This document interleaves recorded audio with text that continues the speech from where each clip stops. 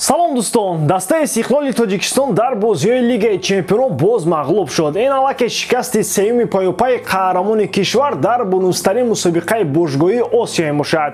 Ин навбат рақиб қаҳрамони феълии мусобиқа дастаи Ал-Ҳилоли Арабистони Саудӣ буд.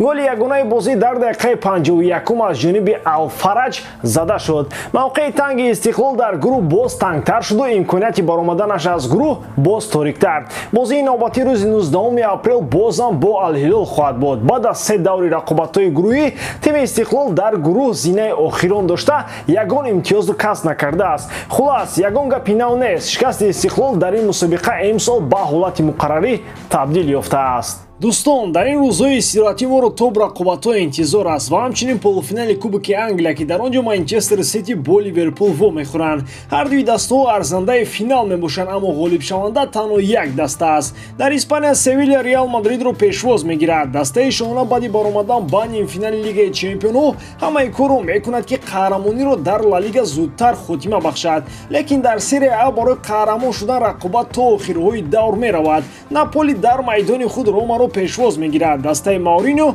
дар 11 бозии пай ҳам дар Серия А мағлубнашаванда аст. Оё неаполитянҳо метавонанд серияи бобаро римиҳоро барбод диҳанд ва барои қаҳрамонӣ роҳи худро идома диҳанд. Тамошои бозиҳоро бо 1x ҷолибтар кунед. Регистратсияи осон, пур кардани маблағ аз тамоми гӯшаву канори дунё, вале аз ҳама муҳим бонус то $100 дар аввалин пардохт бо промокоди AMG0777. Ссилкаи бозӣ дар комментария. Ба ҳама муваффақият. Ромелу Лукаку баъиси яке аз ҳамлагарони беҳтарини олам ба дастаи Челси омад. Нархи гарони ӯ интизориҳоро аз ҳуҷумкунандаи белгитабор хеле зиёд кард. Мутахассисон ҳадс медиҳанд ки пойгаи нишонзанҳои Англия ин мавсим байни Лукаку ва Роналду ҷараён хоҳад дошт, аммо дар асл мо ҳолати дигарро мушоҳида кардем. Лукаку ҳатто рӯ шуд аз омадан ба Челси изҳори пушаймонӣ кард, аммо пушаймонӣ надорад оқибат суд. Акнун дар Лондон ба Ромело ҳеҷ кас бовар надорад. Тухел ба ӯ вақти каме бозӣ медиҳад, чунки аз оғоз он фурсате ки ба ӯ дода шуд барбодаш зад. соҳибназарони футбол ҳам бозии Челсиро бо Лукаку ва бе ӯ дида бо як садо ишора мекунанд ки бозии Челси бе будани ҳамлагари белгитабор беҳтар аст. Ҳама ин ҳолатҳо лондониҳоро водор мекунанд ки Лукакуро ба фурӯш бароранд. Дар чунин шароити Челси бо онҳо маблағи фурӯши ӯ хеле даркор мешавад. ҳуҷумкунандаи белгиягӣ агар аз Челси ҳам равад, он қадар дур не. ӯ аз шаҳри Лондон ба ҳеҷ куҷо намеравад. ҳамсояи Челси аз қисмати дигари Лондон дастаи Тоттенхем метавонад барои ҷалби ин футболбоз ҳаракат кунад. Сармураббии шпорҳо Антонио Конте шахсан мехоҳад Лукакуро дар хати ҳуҷуми тими худ бинад. Аз фаъолияти якҷояи онҳо дар Интер ҳамагон бохабаранд. Антонио борҳо ишора кард ки Лукаку дар Челси нодуруст истифода мешавад. Қарордоди кунунии Ромело бо дастаи Челси то тобистони соли 2026 амал мекунад. Яъне барои фурӯхтанаш Челси маблағи хубро ба даст меорад. Лондониҳо камтар аз 100 миллион евро бо ҳеҷ кас гап намезананд. Антонио Конте тобистони соли ҷорӣ харидҳои бузург хоҳад кард ва яке аз онҳо бо эҳтимоли зиёд Лукаку мешавад. Ояндаи Криштиану Роналдо дар дастаи Манчестер Юнайтед норӯшан боқӣ мемонад. Худи ӯ ҳам ба ин суол ҷавоби дақиқ дода наметавонад. Ҳамаи мо Роналдоро хуб мешиносем. ӯ ҳамеша мехоҳад дар маркази диққат қарор дошта бошад. ҷои ӯ Лигаи Чемпионҳост. Агар МЮ ба ин мусобиқа роҳ наёбад, пас Роналдо метавонад дастаро тарк карда ба чемпионатҳои дигар равад. ӯ худашам пай мебарад ки ҳамакун дар ҳар бозӣ ба майдон омада наметавонад. Сину сол ва ҳолати физикӣ аз худ дарак медиҳанд. Новобаста ба атлети бузург будан, Роналдо инсони оддист. сину сол ба ҳеҷ кас раҳм намекунад. шояд ӯ ҳам пай мебарад ки бо омадани як ҳамлагари дигари марказӣ ӯ ба футболбози захиравӣ табдил меёбад. аз ҷиҳати равонӣ ба ин омода аст ӯ ё ин ки не суоли дигар мебошад. Сармураббии нави дастаи МЮ бо эҳтимоли зиёд Эрик тен Хаг мешавад.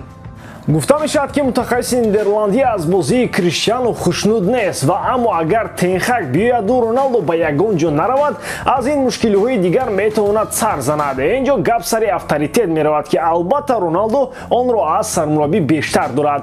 умуман мураббиёни ангушшуморе ҳастанд ки аз ин нуқтаи назар метавонанд нафаси Роналдоро танг кунанд. Тенхаг бар он назар аст ки будани ҳамлагари португалӣ дар даста барои рушди бозии клуб таъсири манфӣ дорад. Қарордоди Криштиану бо МЮ то соли 2023 амал мекунад. яке аз вариантҳои асосӣ барои ояндаи Криштиану дастаи ПСЖ гуфта мешавад. Лукас Пакета пас аз марҳилаи нобарур дар дастаи Милан ба чемпионати Фаронса рафта карьераи худро таъмир кард. Ҳимоятгари Бразилия айни ҳол дар мавқеи худ яке аз беҳтаринҳо ба ҳисоб меравад. Мунтахаби Бразилия пайваста ӯро барои бозиҳои тими миллӣ даъват мекунад. Айни ҳол Лукас Пакета шарафи дастаи Лионро ҳимоя мекунад.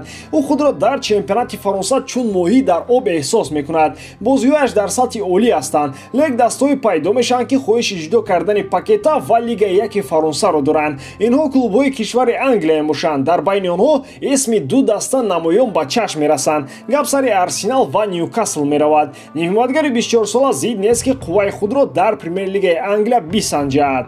Арсенал дар ҷустуҷӯи нимҳимоятгари нав ва ҷавон қарор дорад. Артета ду нафари хубро дар ин мавқеъ аллакай дорад. Инҳо Эдегор ва Томас Партӣ мебошад. Мавқеи як нимҳимоятгари дигар ҳамеша зери суол аст. Гранит Ҷака гӯи рафтанӣ мешавад, гӯи муносибати ӯ бо мухлисон бад аст. Яъне мавқеи муайяни ӯ маълум нест. Барои ҳамин Арсенал мехоҳад нимҳимоятгари хубро ба сафи худ ҷалб кунад. Ньюкасл бошад пул дорад ва мехоҳад оҳиста-оҳиста ҳайати хубро ҷамъ намояд, то дар мавсими навбатӣ барои мусобиқаҳои Аврупо мубориза барад. Лион омодааст ки Лукас Пакетаро бо нархи 58 миллион евро ҷавоб диҳад. Дивок Ориги корномаи худро дар дастаи Милан идома медиҳад. Сарчашмаҳои бовариноки аврупоӣ хабар медиҳанд ки ин мавсими охирини ҳунарнамои Ориги дар дастаи Ливерпул мебошад. Ҳамаи масъалаҳо бо Милан ҳаллу фасли худро пайдо кардаанд. Шаҳрномаи ҳамлагари белгитабур бо расонирҳо 4 сол муҳлат хоҳад дошт. Ӯ дар шаҳри Милан дар 1 сол 3,5 миллион евро кор хоҳад кард. Дивок Ориги то охир кӯшиш намуд ки мавқеи худро дар Ливерпул пайдо кунад. Баъд аз чанд мавсим бозингари ҳайати захиравӣ буданаш, Ориги ба хулосае омад ки барои дарёфти вақти бештари бозӣ ӯро лозим аст то ба сафи дастаҳои дигар гузарад. Милан ягона дастаи талабгори Ориги набуд.